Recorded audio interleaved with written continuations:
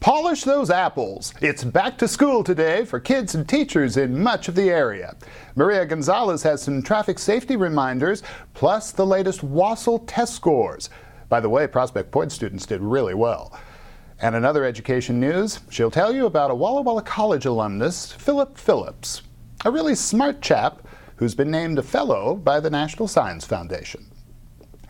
Read all about it. That project using penitentiary inmates to help index old area newspapers for public access is being extended.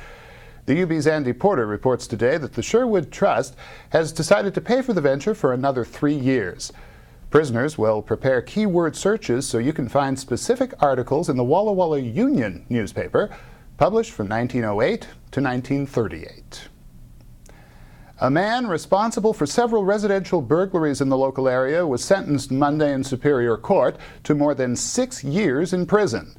26-year-old Demencio Venetia entered guilty pleas to 3 such home break-ins in June and is suspected of committing about a dozen more.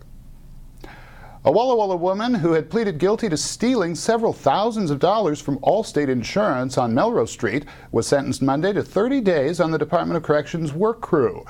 Kelly Wilson also was ordered to pay back the nearly $5,000 she stole from Allstate in 2005 and 2006 when she worked for the company.